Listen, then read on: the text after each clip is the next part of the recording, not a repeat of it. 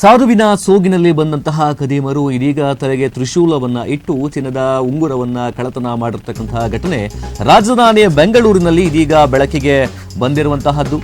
ಬೆಂಗಳೂರಿನಲ್ಲಿ ತ್ರಿಶೂಲವನ್ನ ತಲೆಗಿಟ್ಟು ನಾಗಾ ಸಾಧುಗಳ ಸೋಗಿನಲ್ಲಿ ವಂಚನೆಯನ್ನ ಮಾಡಲಾಗಿದೆ. ವಿಜಯನಗರ ಆರ್ಪಿಸಿ ಲೇಔಟ್ನಲ್ಲಿ ನಡೆದಿರತಕ್ಕಂಥ ವಂಚನೆ ಪ್ರಕರಣ ಇದು. ಕಾಶಿ, ಅಯೋಧ್ಯೆ, ಗಂಗಾ ಸ್ನಾನದ ಬಗ್ಗೆ ಮಾತನಾಡಿ ನಂಬಿಸಿ ವಂಚನೆಯನ್ನ ಮಾಡಿದ್ದಾರೆ. ಇಬ್ಬರು ನಾಗಾ ಸಾಧು ವೇಷಧಾರಿಗಳಿಂದ ಚಿನ್ನದ ಉಂಗುರವನ್ನ ಕಳ್ಳತನ ಮಾಡಿರ್ತಕ್ಕಂತಹದ್ದು.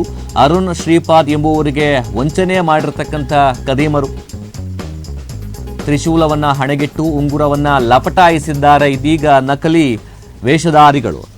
ಬೆಂಗಳೂರಿನಲ್ಲಿ ತ್ರಿಶೂಲವನ್ನ ತಲೆಗಿಟ್ಟು ನಾಗಾ ಸಾಧುಗಳ ಸೋಗಿನಲ್ಲಿ ವಂಚನೆ ಮಾಡಲಾಗಿದೆ. ನಾಗಾ ಸಾಧುಗಳು ಅಂತ ಬಂದಾಗ ಸಾಕಷ್ಟು ವಿಶೇಷವಾಗಿರ್ತಕ್ಕಂಥ ಗೌರವವನ್ನ ಕೆಲವರು ಕೊಡ್ತಾರೆ, ಪೂಜೆಗಳನ್ನ ಮಾಡಿಸ್ಕೊಳ್ತಕ್ಕಂಥದ್ದು, ಅವರ ಆಶೀರ್ವಾದವನ್ನ ತೆಗೆದುಕೊಳ್ತಕ್ಕಂಥ ಕೆಲಸವನ್ನ ಮಾಡ್ತಾರೆ. ಆದರೆ ಅವರನ್ನ ಒಂದು ದೇವರ ರೀತಿಯಲ್ಲಿ ಟ್ರೀಟ್ ಮಾಡ್ತಕ್ಕಂತಹದ್ದು.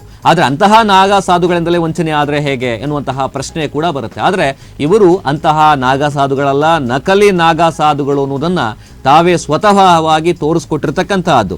ಬೆಂಗಳೂರಿನಲ್ಲಿ ಇನ್ನೇನು ಆರ್ಪಿಸಿ ಲೇಔಟ್ ಏನಿದೆ, ಆ ಒಂದು ಲೇಔಟ್ನಲ್ಲಿ ಒಬ್ಬರ ಮನೆಗೆ ಅಂತಾನೆ ಬರ್ತಾರೆ ಈ ಒಂದು ನಾಗಾ ಸಾಧುಗಳು ಬರ್ತಕ್ಕಂತಹದ್ದು. ಶ್ರೀಪಾದ್ ಅವರ ಮನೆಗೆ ಬರ್ತಾರೆ, ಅಲ್ಲಿ ಪೂಜೆಗಳನ್ನು ಮಾಡ್ಲಿಕ್ಕೆ ಹೇಳ್ತಾರೆ, ಆಶೀರ್ವಾದ ಮಾಡ್ತಕ್ಕಂಥ ನೆಪದಲ್ಲಿ ತ್ರಿಶೂಲವನ್ನ ಅವರ ತಲೆಗೆ ಇಡ್ತಕ್ಕಂಥ ಕೆಲಸವನ್ನ ಮಾಡ್ತಾರೆ, ಆಶೀರ್ವಾದ ಮಾಡಿದೀವಿ ಅಂತ ಹೇಳ್ತಾರೆ. ಈ ಸಂದರ್ಭದಲ್ಲಿ ಆಗಿರ್ತಕ್ಕಂತಹ ಘಟನೆ, ತ್ರಿಶೂಲವನ್ನ ಹಣೆಗಿಟ್ಟು ಉಂಗುರವನ್ನ ಲಪಟಾಯಿಸಿದ್ದಾರೆ ನಕಲಿ ವೇಷಧಾರಿಗಳು.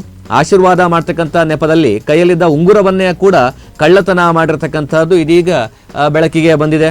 ವಿಭೂತಿಯನ್ನ ನೀಡಿ ನಂತರ ಹಣೆಗೆ ಚಿಕ್ಕ ತ್ರಿಶೂಲವನ್ನ ಇಟ್ಟು ಮಂತ್ರ ಪಠಣೆಯನ್ನ ಮಾಡಿದ್ದಾರೆ. ನಂತರ ತ್ರಿಶೂಲವನ್ನ ಕೈಯಲ್ಲಿಟ್ಟು ಆಶೀರ್ವಾದ ಮಾಡುವಂತಹ ವೇಳೆಯಲ್ಲಿ ಉಂಗುರವನ್ನ ಕಳವು ಮಾಡಿರ್ತಕ್ಕಂಥದ್ದು. ಮನೆಗೆ ಬರೋವರೆಗೂ ಕೂಡ ಉಂಗುರ ಕಳವಾಗಿದ್ದು ಗೊತ್ತೇ ಆಗಿಲ್ಲ ಅನ್ಸುತ್ತೆ. ಮನೆಗೆ ಬಂದಾಗ ಉಂಗುರ ಕಳವಾಗಿರ್ತಕ್ಕಂತಹದ್ದು ಬೆಳಕಿಗೆ ಬಂದಿದೆ.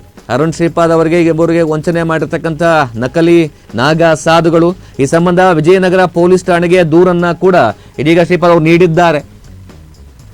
ಯಾವುದೇ ಒಬ್ಬ ವ್ಯಕ್ತಿ ಆಶೀರ್ವಾದ ಮಾಡ್ತೇನೆ ಅಥವಾ ನಮಗೆ ನಿಮ್ಮ ಭವಿಷ್ಯವನ್ನ ಹೇಳ್ತೀನಿ ಅಂತ ಬಂದಾಗ ಜನಸಾಮಾನ್ಯರು ಸಾಕಷ್ಟು ಜಾಗ್ರತೆಯಿಂದ ಇರಬೇಕು. ಯಾವುದೇ ಒಬ್ಬ ವ್ಯಕ್ತಿ ತನ್ನ ಲಾಭ ಇಲ್ಲದೆ ಯಾವುದನ್ನು ಕೂಡ ಮಾಡೋದಿಲ್ಲ. ಇದನ್ನು ನೆನಪಲ್ಲಿ ಇಟ್ಕೊಳ್ಬೇಕು. ಇಂತಹ ಸಂದರ್ಭದಲ್ಲಿ ಅದರಲ್ಲೂ ಕೂಡ ನಕಲಿ ಒಂದು ಜ್ಯೋತಿಷ್ಯ ಹೇಳ್ತಕ್ಕಂಥವ್ರು, ನಕಲಿ ನಾಗಾ ಸಾಧುಗಳಾಗ್ತಕ್ಕಂಥವ್ರ ಬಗ್ಗೆ ಸಾಕಷ್ಟು ಎಚ್ಚರಿಕೆಯಿಂದ ಇರಬೇಕಾಗತ್ತೆ.